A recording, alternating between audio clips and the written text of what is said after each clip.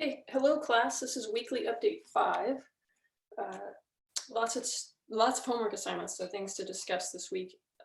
Really good work, and there's a few homework assignments I feel like I looked at but forgot to say in the last couple maybe weekly updates.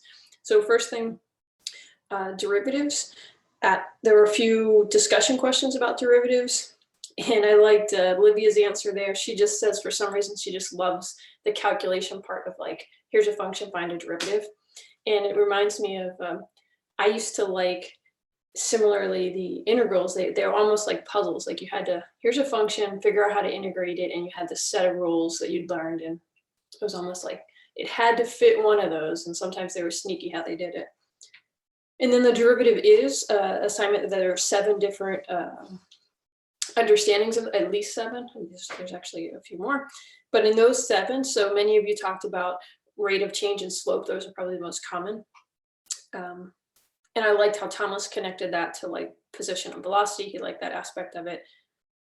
A few of you talked about the mechanicalness. So like maybe, I think it was Othariel and Grace talked about when you're first learning it, it's just very mechanical and you're like x squared, the derivative is 2x. And so you're just giving examples rather than getting this complete understanding. And I also like to think about, like, if there's 7, you might think about a 7-faceted polygon or a diamond or something, and each facet gives and you want to just keep looking at that and understanding the different uses of a derivative.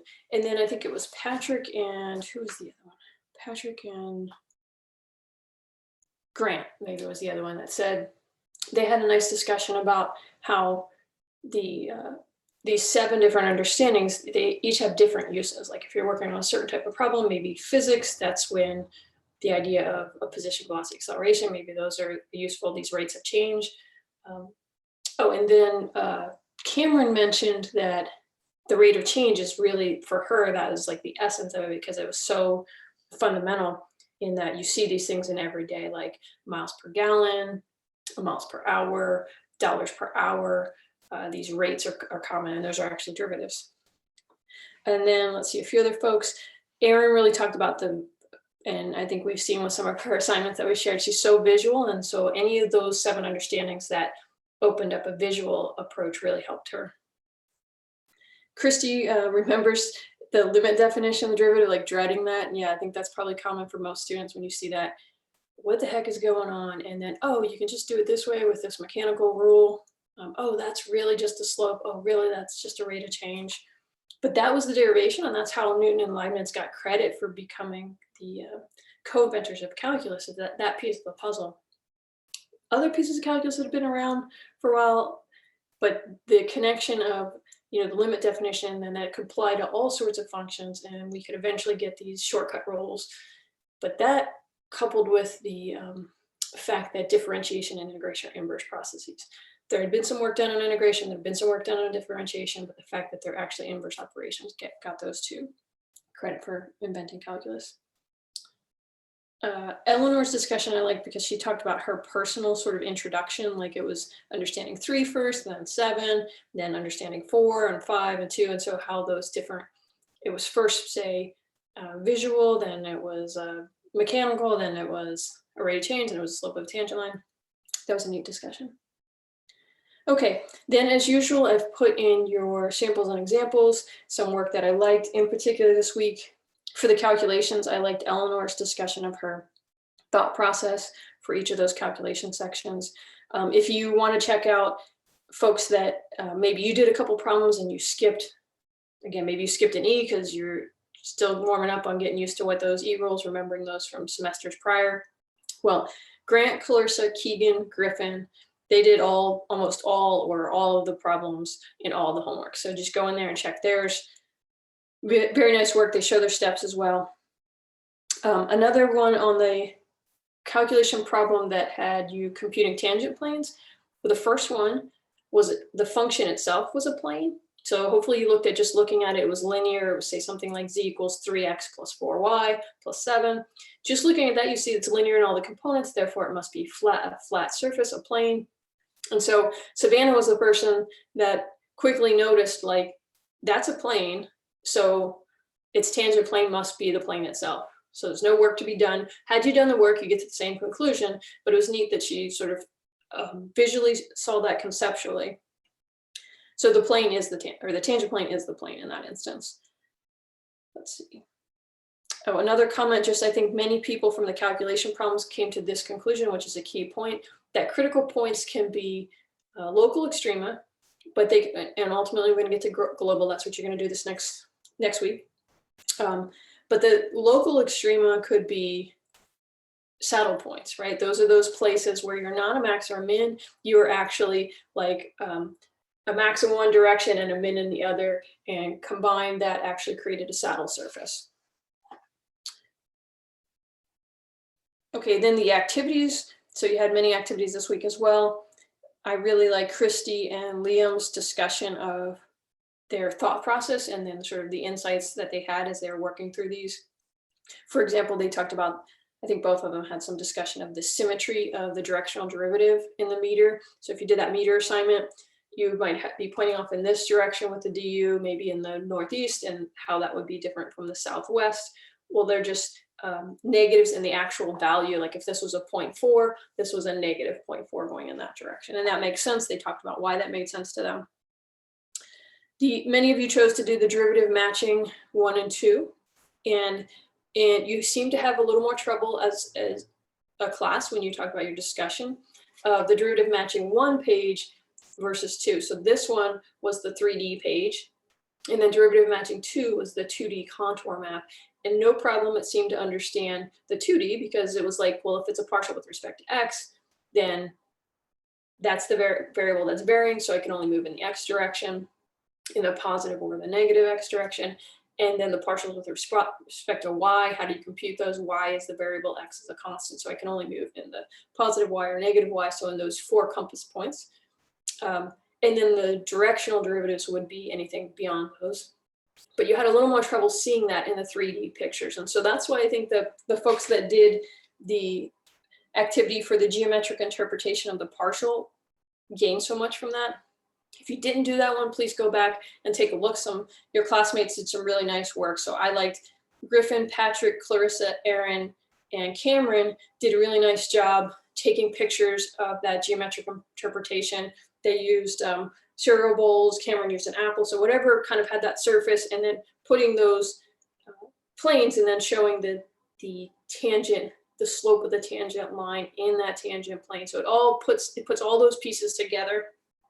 Again, if you didn't do it, take a look at those. I put them in the samples and examples of this section. Okay, next thing is the challenge problems. Really nice job on these. Every group but one chose to do the mountaineering. Let's see, group 5 did the golf one, 18th hole. That was Griffin, Thomas, Kelly, and Letherial. Really nice job on that one. They also did a couple level ups. And then on the mountaineering, let's see, I liked group 1, Clarissa, Ali, and Grant. What was neat about theirs is it's so clear that the teamwork that's used, like they really describe it in their planning section, and then their write-up as well. And they did a level up. Let's see, group 3 is Olivia, Dana Mae, and Will. Their visuals are beautiful. I also like their discussion of the math morals that they used to solve that problem. Let's see, group 4, that's PBS, Patrick, Liam, and Cameron. This one I'm going to show you some of the things I really liked for this particular one. It was a really nice back and forth. It seemed like they were doing it largely asynchronously in many parts. And it was really nice back and forth of like the discussion. Someone would pose a question, like, is that what you meant? Does this make sense? Someone would resolve that issue. They had a beautiful section on their teamwork and discussion of who did which parts and how they broke it down. And then the report is wonderful. I'll show you that. They did levels 2, 3, and 4, so I want to discuss some of their findings there for the class. Group 6, this is Eleanor, Christy, and Mac. Again, nice to watch teamwork in action. Really nice planning notes. They talked about which videos they needed to rewatch, which parts of which videos, like, hey, please watch. I think section from minute 5 and video 7 is going to be really helpful for us here, and which journal pages. So that was cool to see. And then group 7 was Savannah, Grace, and Jennifer. Also chose the mountaineering and nice hand visuals this time. So they just showed from their notebook things that they drew of the surface, where they showed the contour map, and then just scan that in and put it in our report. Okay, so let me share the screen for a moment and show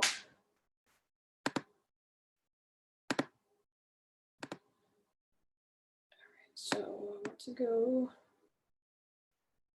yeah, this is group 4's challenge planning document. Yeah, we're in the report here. Okay, so they start, yeah, challenge number 3, mountaineering problem, describing the problem, step by step what they were doing, showing the visual. These look like they're from CalcPlot 3D, so really nice. Once you get familiar with that tool, they'll make nice pictures, and they inserted them beautifully. Always descriptions and discussions of them, captions each time. They have the question and then why they chose what they chose. Here's their answer. Yeah, and then some of their just discussion as a group, what they were coming up with. A beautiful visual of the direction of no change, which the steepest ascent in this case would be going towards the origin, descent down. And then it turns out that these are perpendicular, your directions of no change. Every group did a wonderful job, found that. They've labeled it here.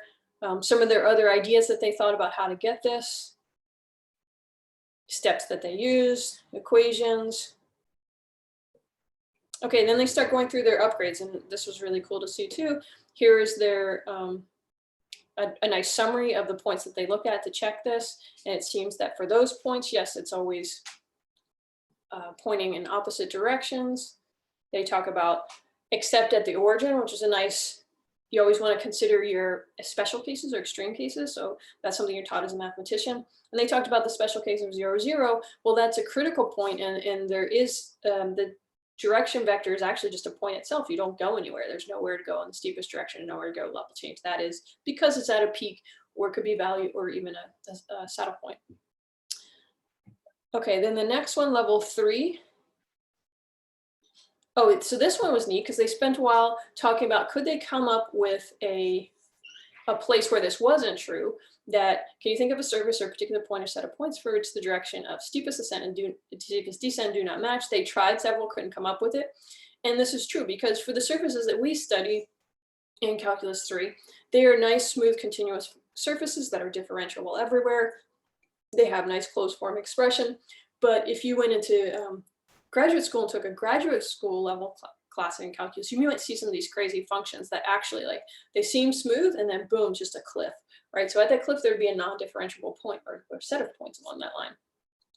And so then weird things can happen there. And all the ones that they tried, they tried many different functions, and yet they keep seeing that the statement was true. So it's really neat to see their mathematical thought process there.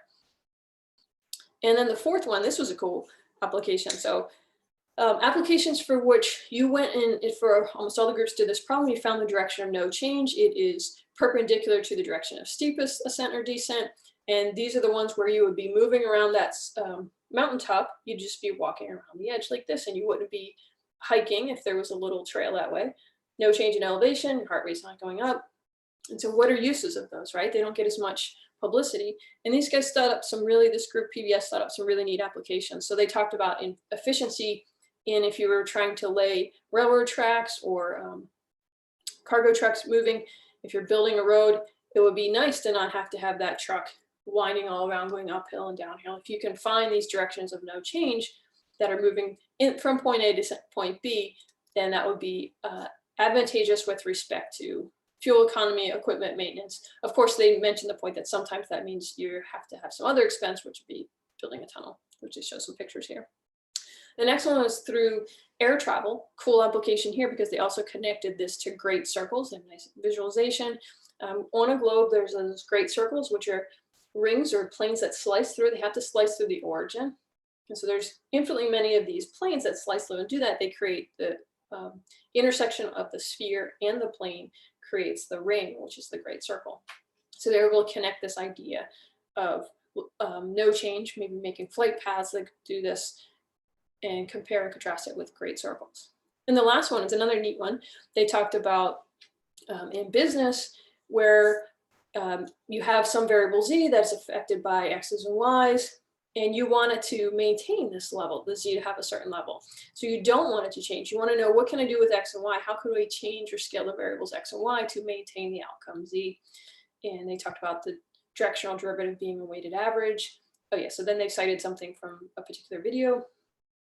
as precise as the time there. I thought this was a really great application too, because many folks, well, usually I've often taught business calculus. So this is the first time or second time I've gotten to teach such advanced students as you guys in Calc 3. It's been really fun to see the brainstorms and applications you guys come up with. Okay, let me just quickly show the other team that did the other problem, because not many of you did this one. This would be group 5. So group 5 did the golf. This is Griffin, Kelly, Thomas, and Letherial. And we'll go to their challenge problem 2. Again, really nice discussion of their planning stage and people putting in images and what their ideas, who did what. And then we get down to their report, and this is, they actually designed a golf court, got 18th hole of a golf course, and then they did levels 2 and 3 on the upgrades and designed putt-putt ones. They talked about what different, they show these little tiny arrows. If you were to zoom in, you can see those are your directions, like the breaks on the course and what they have to do with partial derivatives and directional derivatives. Let's see. So they added, the point of this one was to design a golf course and then put as many of your calculus words into that, sort of making a study guide that way. And here's some of their putt-putt design golf courses and some of the ideas they had for those. Okay, last few comments. I think you guys are doing a great job. There are a couple of comments with the discussions, and then I think also in these challenge problems, how this multifaceted way of understanding something, the reason I'm really pushing that for classes, I believe, and there's good science behind this too, that it can lead to innovation and invention. So more ways you can sort of push yourself to try to, okay, I understand how to compute a directional derivative, I got it, but do I understand it in the geometric way? Do I understand it in the physical way? Do I understand it in the computational? So push yourself to do that and discuss with your classmates. That's another thing I liked seeing is in some of the homeworks, people like, well, this is where I leaned on my group mates. I gave them a call. I wasn't so sure. I thought this might be the way to do it. Called some folks, and now I have a much better understanding. And that's fantastic. Please keep doing that. It's going to extend that so that one day you can invent something new. You'll have the power. Okay, and then the last thing is the next chapter, chapter 3, is really fun. You've gotten plenty of uses of derivatives, and there's several types of derivatives, and now you're going to use them for extrema. So just like in Calc 1, there were 2 types, you had local and global. We're going to do those, and just like in Calc 1, you did optimization problems. So those are sort of the 3 main prongs to chapter 3. Note, just give me a warning though, there's a couple sections of these where there's some heavy loads on the assignments. So please work with your teammates, plan ahead. I think the week 2 of chapter 3, I think there could be quite a few. So again, plan ahead. You also have your challenge problems, but like all challenge problems, once you get into them, you see that they're not that challenging. They're actually pretty straightforward, and they teach you a lot of ideas. All right, well, have fun and great job last week.